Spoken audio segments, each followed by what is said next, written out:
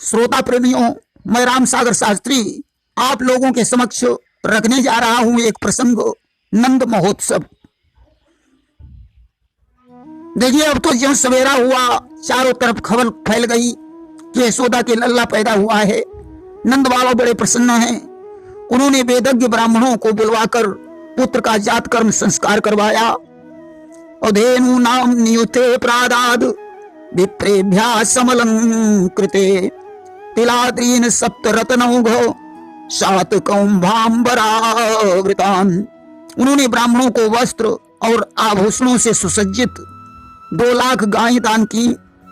रत्नों और सुनहरे वस्त्रों से ढके हुए तिल के 7 पहाड़ दान किए। ब्राह्मण सूत मागध बंदीजन यशोगान करने लगे, दुंदुनिया बजने लगी। सारा ब्रजमंडल बंधनवारों से सजाया जाने लगा कि घर घर में पूरे गए चौक बहुरंग पताका फहराई। द्वारे द्वारे पर कलश सजे बंधनवारे भी लहराई। चंदन फूलों के अर्क इत्र राहों पर छिड़के जाते थे। गलियों गलियों में स्वर्णांबर पाटंबर शोभा पाते थे। नंद के यहाँ है महानंद तो शोभा कैसे वर्णन हो। दीपक से रवि की आभा का कहिए किस भांति प्रदर्शन हो। व्यासी लिखते हैं कि ब्रजा सम्रष्ट संसिक्त द्वारा जिरग्रहांतर चित्रध्वज पताका चैल पल्लव तोरण। ब्रजमंडल के सभी घरों के द्वार आंगन और भीतर झाड़ बुहार होने लगी। उनमें सुगंधित जल का छिड़काव किया गया। चित्र विचित्र ध्वजा पताका पुष्पमालाओं रंग बिरंगे वस्त्रों और पल्लवों की बंधनवारों से सजाया गया। गाय और बैलों के शरीर में हल्दी तेल का लेप किया गया। सभी ग्वालवाल सुंदर कपड़े पहनकर भेंट की सामग्री लेकर नंद बाबा के घर आए कि जायो यशोदा जी ने लाल खुशी गोकुल में छाई है। गोकुल में छाई है खुशी गोकुल में छाई है। जायो यशोदा जी ने लाल खुशी गोकुल में छाई है। कि बजी झांझ दुंदुभी भेरिया छिड़े मांगलिक गान।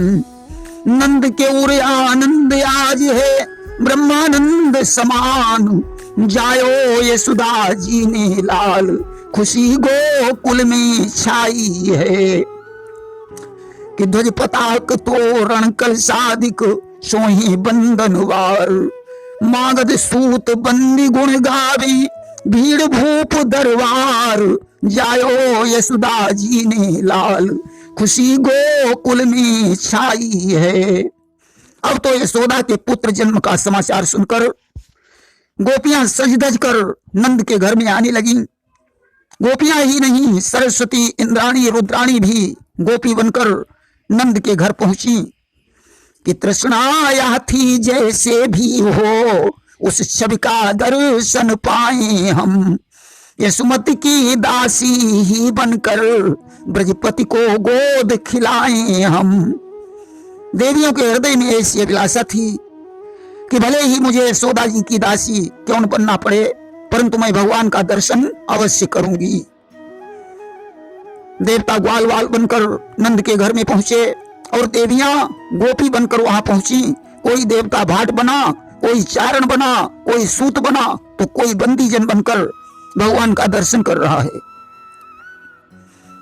ग्वालवाल एक दूसरे के मुंह पर माखन लगाने लगे और माखन फेंक फेंक कर आनंद का उत्सव मनाने लगे। नंद बाबा ने गोपियों को सुंदर वस्त्राभूषण दिए। सूत मागध बंदीजनों को मुंह मांगी वस्तुएं प्रदान की। आज सभी लोग नंद जी को मुबारकबाद दे रहे हैं कि चमन में खिला गुल हजारा मुबारक। तुम्हें नंद जी हो दुलारा मुबारक। हृदय के गगन में जहां था अंधेरा वहां चमचमाया सितारा मुबारक।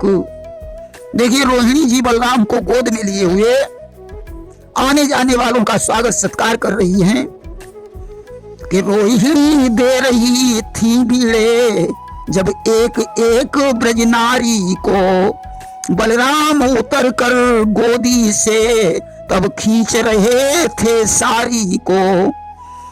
रोहिणी जब गोपियों को बीड़ा दे रही थी तो बलराम गोदी से उतर कर रोहिणी जी की सारी खींच रहे थे कि मानो वे भी यह कहते थे क्यों मुझे भूलती मैया है, मैं भी यह बीड़ा खाऊंगा, मेरे घर जन्मा भैया है।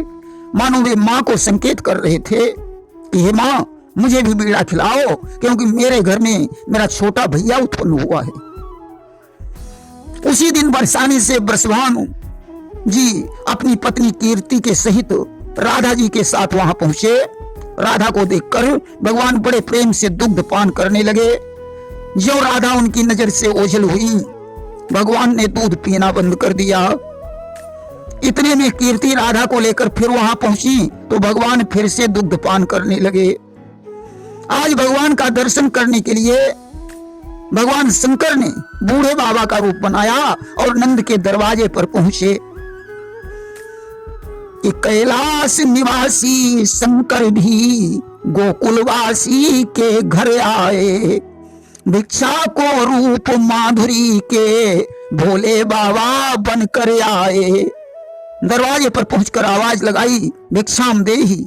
अब तो ज्यों आवाज यशोदा के कानों में पड़ी उन्होंने मोतियों से थाल भरकर दासी को पकड़ाया और कहा जाओ बाबा जी को भिक्षा दे दो। दासी ज्यों थाल लेकर पहुंची अब तो वह बाबा जी के विकराल वेश को देखकर भयभीत हो गई। उसने धैर्य धारण करके कहा बाबा यहां जो भी याचक आया वह खाली नहीं लौटा, जिसने जो मांगा उसे वह दिया गया। बाबा जी ने कहा दासी यह पूछना तेरा धर्म नहीं है, तुम घर की मालकिन को ही यहां भेज दे। दासी लौट गई। उसने कहा ब्रजरानी दरवाजे पर एक भयंकर बाबा आया है, उसकी बातें ऐसी लगती हैं मानो वो सारी दुनिया का राजा हो। कि ब्रजरानी एक विकट बाबा द्वारे पर आन विराजा है, इस तरह बोलता है मानो दुनिया का वह ही राजा है। मैं तुझसे बात नहीं करता, मुझको फटकार दिखाता है, तुम गृह स्वामिन गृह लक्ष्मी हो, इस कारण तुम्हें बुलाता है। उस बाबा ने मुझे फटकार दिया है, आप इस घर की मालकिन हैं इसलिए वह आपको ही बुला रहा है। यशोदा जी ने कहा दासी तुम क्या जाने अतिथि का सत्कार कैसे किया जाता है, ला ये थाल मुझे दे दे। आज यशोदा जी मोतियों का थाल लेकर बाबा जी के पास पहुंची। बाबा ने कहा मैया मुझे इन मोतियों की आवश्यकता नहीं है, मैं तो तेरे लाला का दर्शन करने आया हूं। कि मैया भोजन चाहिए नहीं, धन की भी नहीं कांक्षा है, लाला के दर्शन करने को बूढ़ी आंखों की इच्छा है। कि भिक्षा न चाहिए कहीं कैलाशी, लाला के दर्शन को अखियां है प्यासी। और दर्शन करा दो मगन हो चोला, भस्म रमी अंग पड़ा कांधे पे झोला। चले श्याम सुंदर से मिलने को भोला, भस्म रमी अंग पड़ा कांधे पे झोला। यशोदा जी ने कहा बाबा तुम्हारे शरीर में सांप बिच्छू लपटे हैं, मेरा लाला देखकर डर जाएगा। शिव ने कहा मैया तेरा लाला त्रिलोकों का स्वामी है, वह साधारण बालक नहीं है। आज कृष्ण को लाकर मैया ने शिव को गोद में डाल दिया। अब भगवान शंकर विचार करते हैं कि सबके सामने प्रभु को प्रणाम कैसे करें। अस्तु दर्शन करने के पश्चात भगवान शंकर वहां से चल पड़े। अब तो कृष्ण ने रोना शुरू कर दिया, इतना रोए कि माता के संभाले से नहीं संभले। अब तो यशोदा जी सखियों से पूछने लगी हाय मेरे लाला को क्या हो गया, कि किसने चलाए दियो टोना, सखीरी मेरा रूठा सलोना, कि भूल गई मैं दियो ने आके, भूल गई मैंने दियो ने आके, माथे बीच ढिठौना, सखीरी मेरा रूठा सलोना, किसने चलाए दियो टोना, सखीरी मेरा रूठा सलोना। शायद मेरे लाला को नजर लग गई है, मैंने उसके माथे में काजल का टीका नहीं लगाया था। मालूम पड़ता है जो जोगी अभी आया था वही मेरे बेटे पर कोई जादू टोना कर गया है। आज दासी को भेजकर बाबा जी को बुलवाया। भगवान शंकर मन ही मन समझ गए कि मतलब यह था, तुम बड़े मैं छोटा हूं नाथ, पर सबके सन्मुख तुम्हें कैसे नाऊं माथ। प्रभु मैं समझ गया, वैसे तो आप हमसे बड़े हैं परंतु उम्र में छोटे हैं, इसलिए मैं सबके सामने तुम्हें कैसे प्रणाम करता। आज यशोदा जी से कहा, मैया अपने लाला को ले आओ, शायद उसे नजर लग गई है। गोद में लेकर अपनी जटाओं को बार बार चरणों पर रखकर अपने मस्तक में लगा रहे हैं। भगवान को बड़ा आनंद आ रहा है।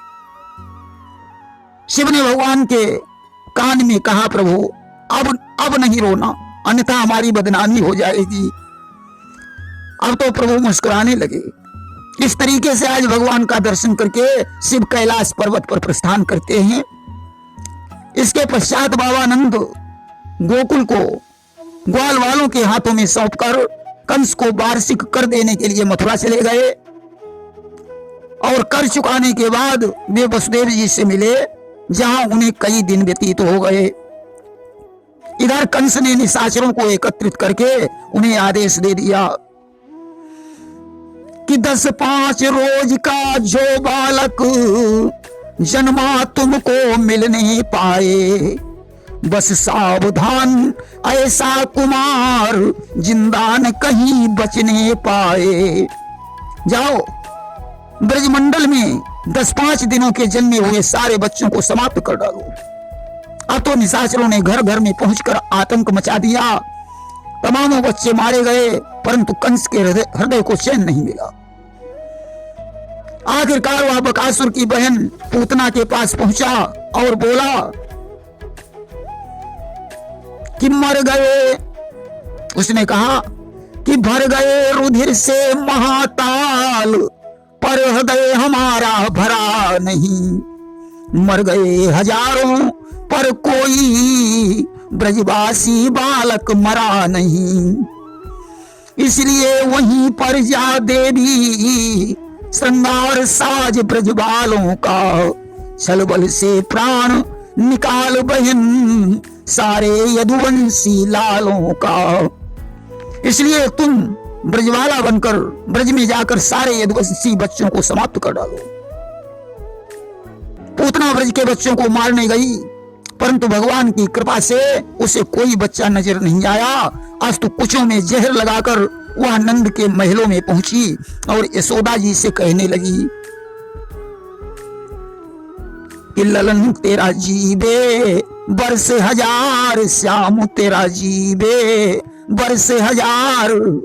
रत्न जटित आंगन में निसी दिन खेले राजकुमार। ललन तेरा जीवे बरस हजार, श्याम तेरा जीवे बरस हजार। मैया तेरा लाला हजारों साल जिए, क्या मैं तेरे लाला को गोद में ले सकती हूँ? यशोदा जी ने कहा, अरे गोपी इसमें पूछने की क्या बात है, ये लाला तो तेरा ही है। मौका पाकर पूतना भगवान को दूध पिलाने लगी। भगवान ने दुग्ध के साथ साथ उसके प्राणों को पीना शुरू कर दिया। अब तो पूतना झटपटाने लगी कि सा मुंच मुंचाल मिते प्रवासली। अब तो वह बार बार कह रही थी, कन्हैया मुझे छोड़ दे, मैं सौगंध करती हूं अगर मैं जिंदा घर पहुंच गई तो फिर कभी गोकुल में नहीं आऊंगी। कि जीती जागती अगर अब से मैं घर तक जाने पाऊंगी, तो शपथ पुत्र की करती हूँ, गोकुल में कभी न आऊंगी। वह आकाश की तरफ उड़ी और निष्प्राण होकर पृथ्वी पर गिर पड़ी। उसके गिरने से 6 कोस के वृक्ष नष्ट हो गए। ग्वालों ने उसके शरीर को कुल्हाड़ी से काट पीट कर लकड़ियां लाकर जला दिया। इस तरीके से आज पूतना का उद्धार हुआ। सज्जनों, विस्तार से जानने के लिए आप हमारा पूतना वध वीडियो श्रवण करें। प्रेम से बोलिए वृंदावन बिहारी लाल की जय।